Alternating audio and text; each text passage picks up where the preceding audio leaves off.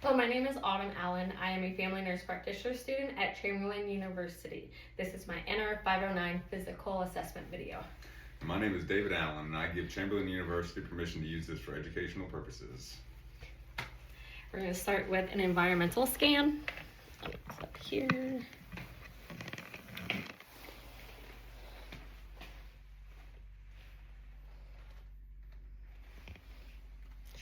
See desk.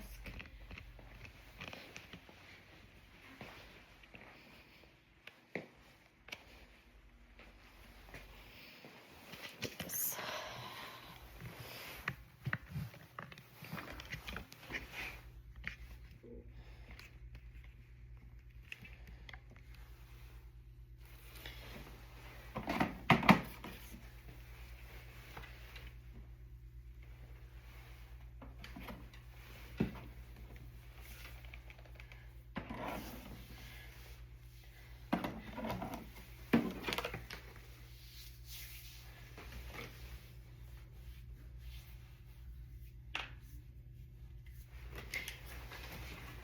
I'm going to start by inspecting David. You're going to notice that his face has no obvious discolorations or lesions.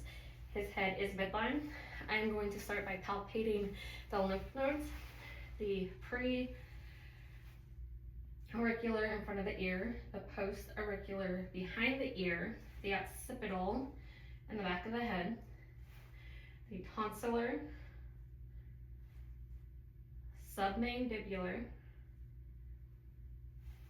and submental.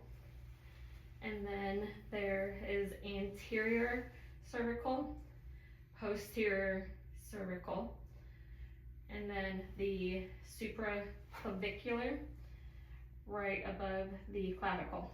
I don't notice any enlargements. Did you have any tenderness? No. I'm going to move on to test cranial nerve number 5, the trigeminal nerve. It does have a motor component. So I'm going to place my hands on the masseter muscle. You can clench your jaw. There's good bilateral strength, so motor component is intact. Next is the sensory portion of the trigeminal nerve. I'm going to ask David to close his eyes and let me know where I'm touching, what side. Right cheekbone, left cheekbone, the forehead, nose, chin. Good. So you correctly identified all those areas. So the sensory portion of the trigeminal nerve is intact. We're going to move on to the facial nerve, which is cranial nerve number 7. I'm going to ask David to perform a series of facial expressions. Give me a smile. Smile is symmetrical. A frown. Good. Raise your eyebrows. Puff out your cheeks. Pucker your lips. All of those movements are symmetrical.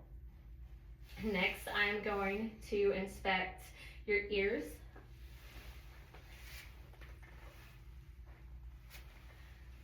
There we go. I notice that they are symmetrical. There's no obvious lesions or deformities. I'm going to begin by looking in the auditory canal with my otoscope. As I do this, I'm going to pull the pinna up and back to best visualize the canal.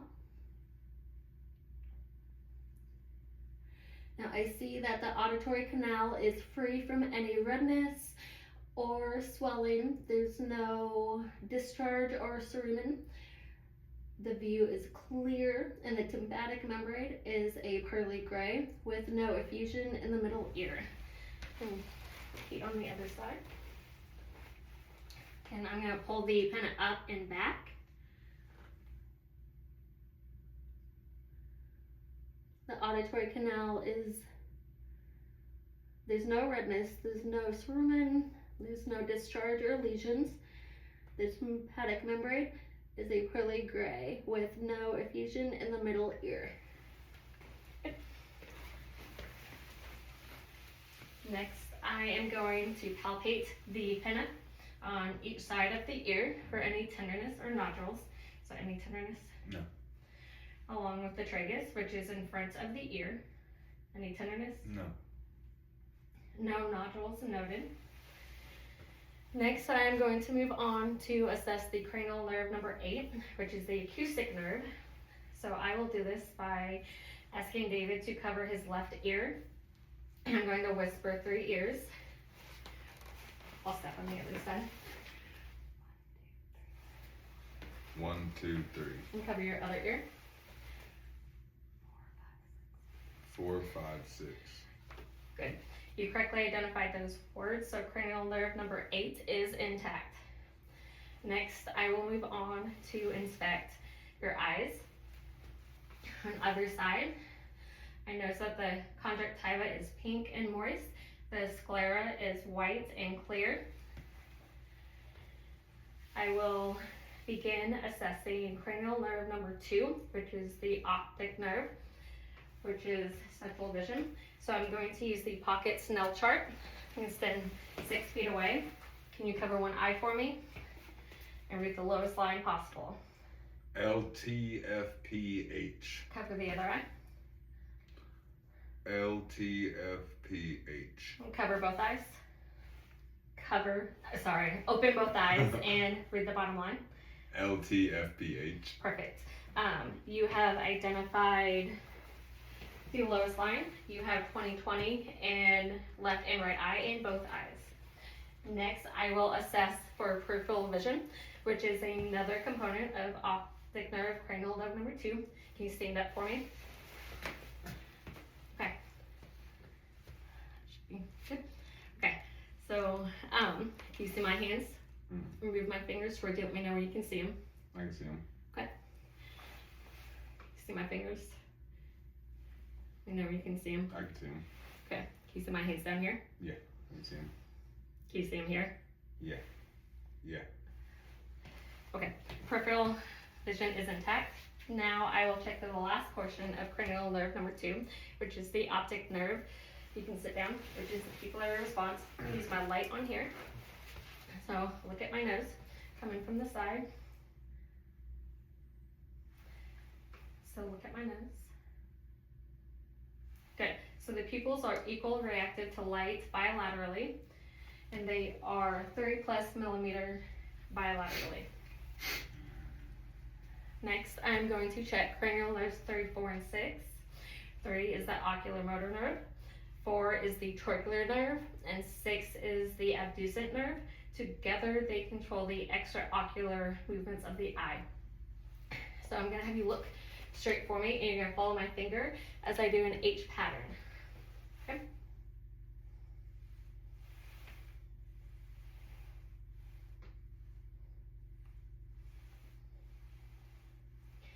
Good. So the extraocular movement of the eyes are intact, which means cranial nerves 3, 4, and 5 are good. Next, I will move on to the nose. Your nose is symmetric.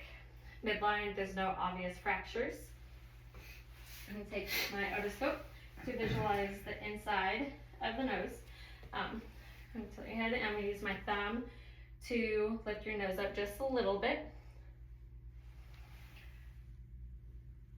Looking inside the nose, I note that laterally the terminates are pink and intact and moist. There's no abnormal drainage.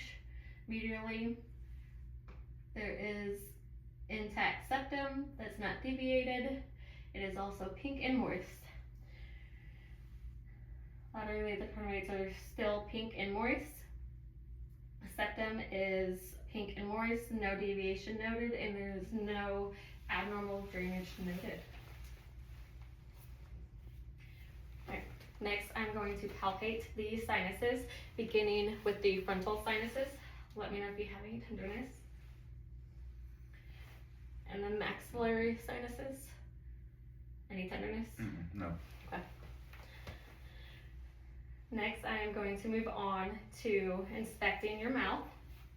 And notice on inspection, your lips are moist and pink. Get my light source. Now open your mouth for me. On inspection, I note that there are no obvious signs of dental decay. There's no cracks. Your lips are a good pink and moist. The buccal mucosas on each side of the mouth are pink and moist. There's no obvious lesions. Lift your tongue up for me.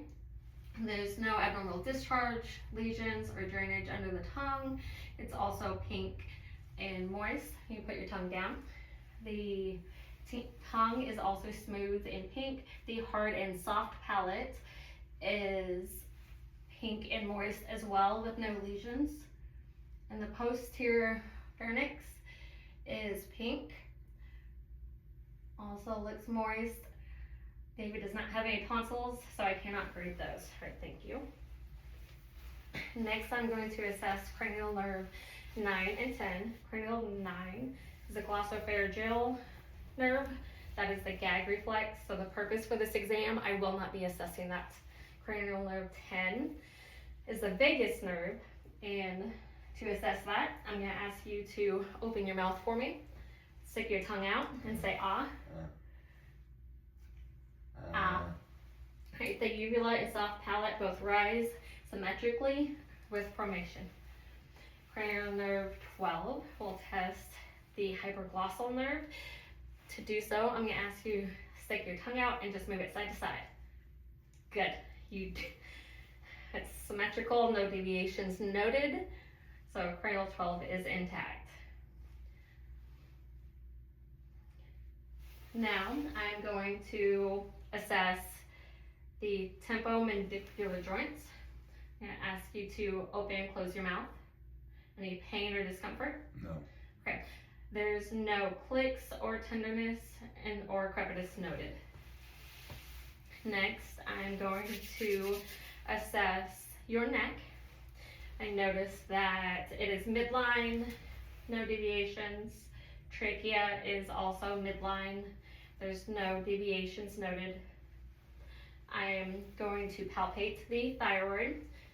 To do this, I'm going to locate the cricoid cartilage top and the suprasternal notch on the bottom. And then between these two, I will place my fingers. I'm going to retract one side and swallow for me. Good. I'm noting the thyroid rises as you swallow, but there's no abnormal edges, normal in size. All right, I am going to retract the other side. Swallow one more time.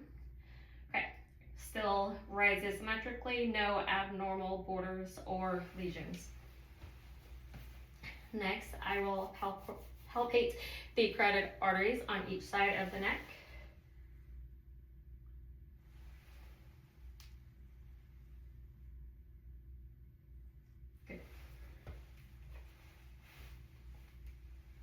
Those are equal bilaterally and bounding. Next, I'm going to auscultate the carotid arteries. In doing so, I am going to use the bell of my stethoscope. In the process, when I go to auscultate, I'm going to ask you to take a deep breath and hold it. Okay. Are you ready? Yep. All right. Take a deep breath and hold. Good. Breathe.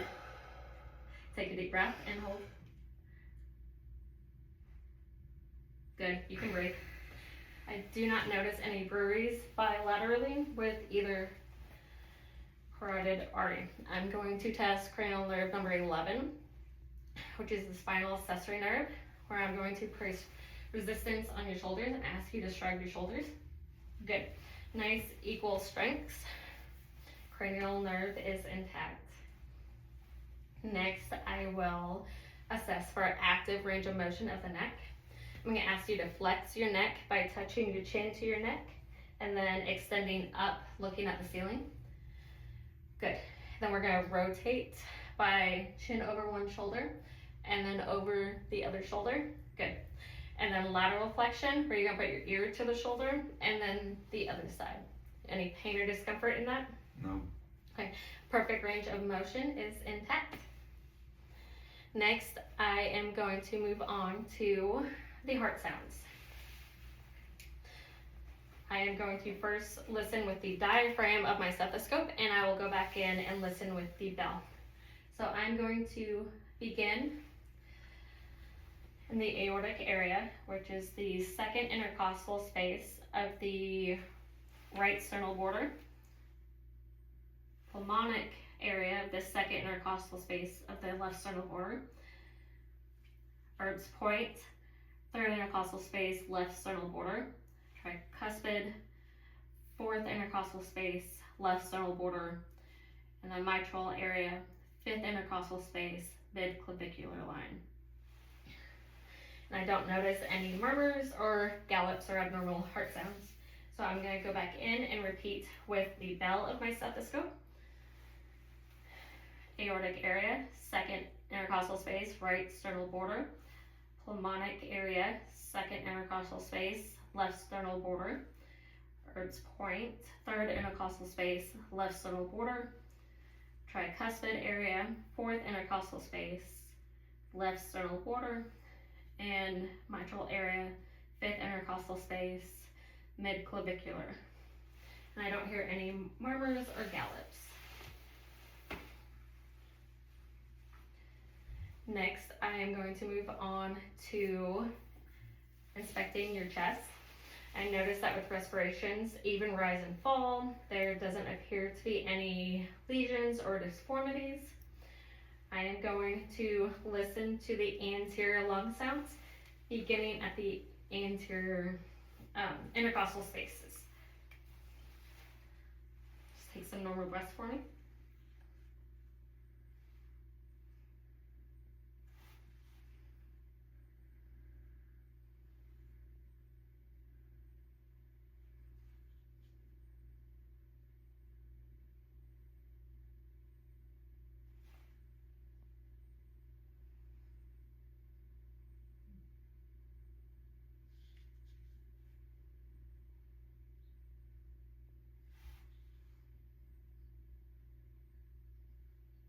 Good. Breath sounds are present in all fields, and there's no adventitious breath sounds. Now I'm going to do the posterior breath sounds. I'm going to ask you to stand up for me. I'm going to have you turn your back a little bit like this. Perfect. I'm going to start above the clavicle. Just breathe normal.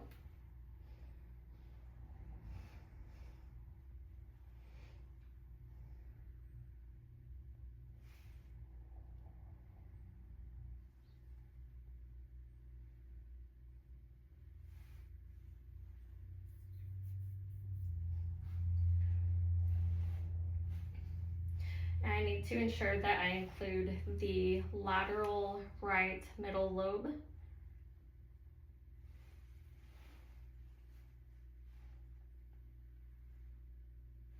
right, good. Please sit back down for me. Breath sounds posterior are present in all fields equally, and there's no adventitious breath sounds bilaterally. Next, I am going to move on to assess your upper extremity, your hands flat on them. Looking at the hand joints, there's no redness or swelling. There's no lesions. Is there any pain in your joints? No. Okay. I'm going to assess capillary refill by taking your fingernail of this hand, and I'm going to press until it turns white. It has turned back pink in less than 3 seconds. I'm going to do it again on the other hand. Press down until it turns white. And it takes less than 3 seconds to pink. Capillary refill is less than 3 seconds. And that is considered a normal finding. Now I'm going to assess the radial pulses. Put your hands like this. Those are 2+ equal bilaterally. Now I'm going to have you squeeze my hands to assess the grip strength. Good. 5 out of 5 grip strength bilaterally. Next, I'm going to assess the range of motion of the elbow. I'm going to flex the elbow and extend. And then I am also going to have you put your arms up like this, facing me. We're going to assess the strength of your biceps and triceps. Can you pull in towards you? Okay. And push back. Good. 5 out of 5 strength bilaterally of the biceps and the triceps. Next, I'm going to assess the passive range of motion of the shoulder. So I'm going to take your arm and I'm going to lift it, flex the shoulder, and extend the shoulder, internal rotation, external rotation, abduction, and abduction. Is there any pain or discomfort with those? No. Range of motion is intact for the shoulder. Now I am going to assess the cerebellum coordination by performing 2 rapid movement tests. The first thing I'm going to have you do is to hold your hands like this. And you're going to touch your fingers and kind of rotate and speed up the process as you do it. Good, you have good coordination. Next, I'm going to have you put your hands flat on your thighs and you're going to flip them over, back and forth, and increase the speed as you do that. Good. So you have cerebellum coordination is intact. Next, I am going to assess the deep tendon reflexes using my rubber mallet. First, I'm going to assess I'm going to see if I can support your arm with my arm. I'm going to put my thumb in the middle aspect of the intercubital fossa. I'm going to use the pointy end of my mallet to strike my thumbnail with a 2+ brisk response. Now I'm going to do the flat side of my mallet to locate just below the patella. Good, 2+ brisk response with that. Might have to tilt this down just a little bit to get to the Achilles. Okay. Okay. So I'm going to slightly dorsiflex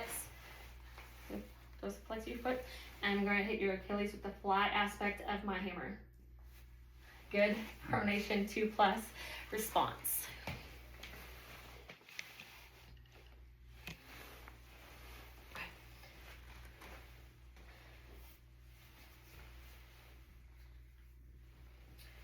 Now I am going to have you move to the bed and we're going to start the abdominal exam. So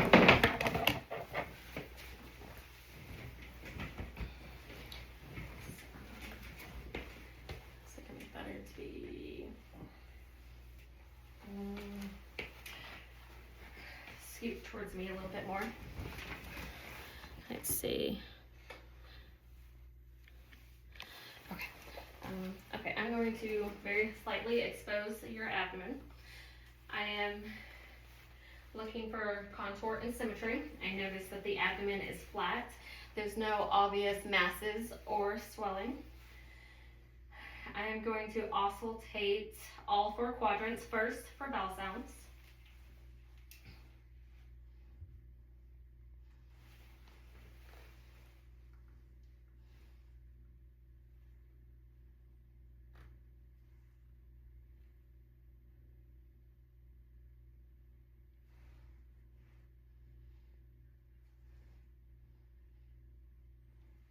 Bowel sounds are present in all 4 quadrants and normal active.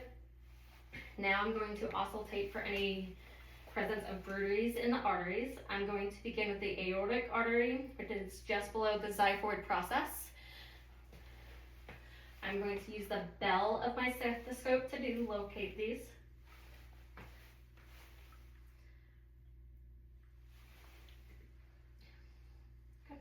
Next, I will also take the renal arteries, which is above the umbilicus on the lateral aspects of the abdomen. So I am going to do the left lateral above the umbilicus first for the left renal artery, and then above the umbilicus, right lateral renal artery. Then I'm going to do the iliac arteries, which is below the umbilicus to the lateral sides. So I'm going to begin with left lateral iliac artery below the umbilicus, and then the right iliac artery below the umbilicus. I do not hear any bruits in those arteries. Next, I am going to percuss the abdomen for any tympany, dullness, or flatness.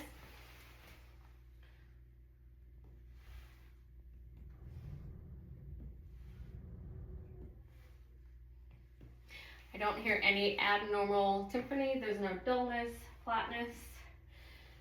Next, I'm going to palpate the abdomen for any masses or tenderness. If you feel any tenderness, let me know.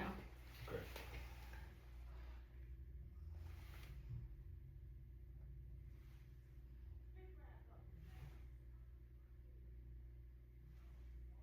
Any tenderness? No. I do not notice any masses on that exam as well. Now I'm going to assess the Bloomberg sign. I'm going to take my hand at an angle and come down at a 90-degree angle, checking for any rebound tenderness. Any pain doing that? Okay, so that is a negative Bloomberg sign. Now I'm going to assess it's palpate the liver in the sling. I'm going to start with the liver, and then in doing so, I'm going to take my left hand and go trying to support a little, and then I'm going to go the vertebrocostal angle, and I'm going to go up and in and try and palpate. And I don't feel the border of the liver. Next, I'm going to attempt to palpate the spleen on the left side. So I'm going to place my hand under, turn a little bit towards me. Okay, I'm going to come in at the costal vertebral angle. Take a deep breath for me. Go inwards and upwards, and I do not feel the spleen, which is a good thing. So that is our abdominal exam.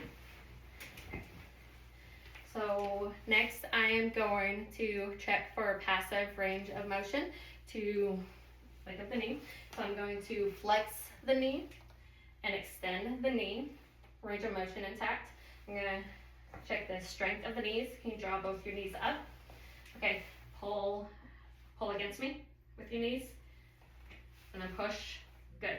5 out of 5 strength with bilateral knees. Next, I will test for range of motion of the hip. So relax your legs.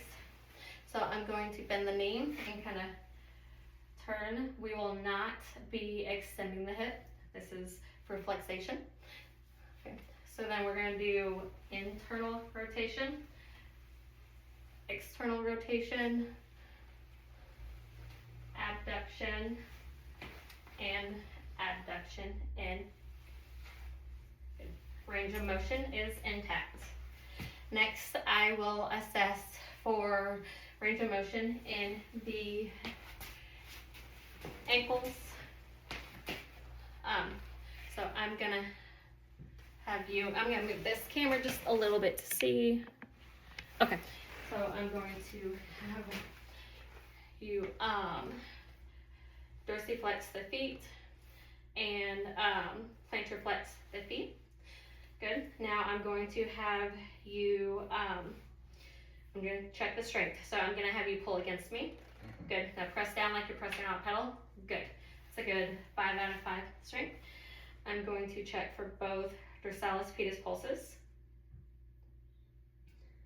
Good. Those are 2 plus equal bilaterally. There's no edema on either legs. There's no discoloration or abnormal lesions. I'm going to have you stand back up for me. Yeah, that's just a little bit more. Okay. Okay. So next I'm going to have you turn just a little bit more for me. About like this. So I'm going to inspect the spine, palpating for any tenderness, looking for any misalignments, curvatures, a step off of the spine. Is there any tenderness as I do this? No. Okay. Now I'm gonna have you do an active range of motion of the spine. So flex by bending over and touching your toes. Good. Come back up. Now extend by looking up at the ceiling, leaning backwards. Good. Okay, now we're gonna rotate to side by side. Good. Any pain or discomfort when you do that? Nope. Okay, and then lateral flexion, you're gonna lean, yep, and then the other side. Good. Right. There's no pain or discomfort. Range of motion of the spine is intact. Next, I am going to assess the Romberg sign.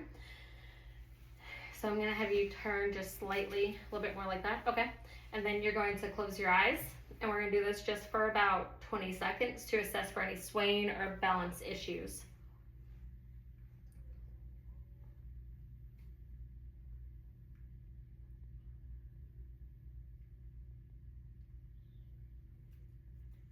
Okay, I don't notice any swaying or coordination issues. Okay, so then now I'm going to assess your gait. If you could take a couple steps away from me and then walk back towards me. Okay, and then walk back towards me. You have a good steady gait. And that concludes our physical exam for NR 509. Thank you for your participation.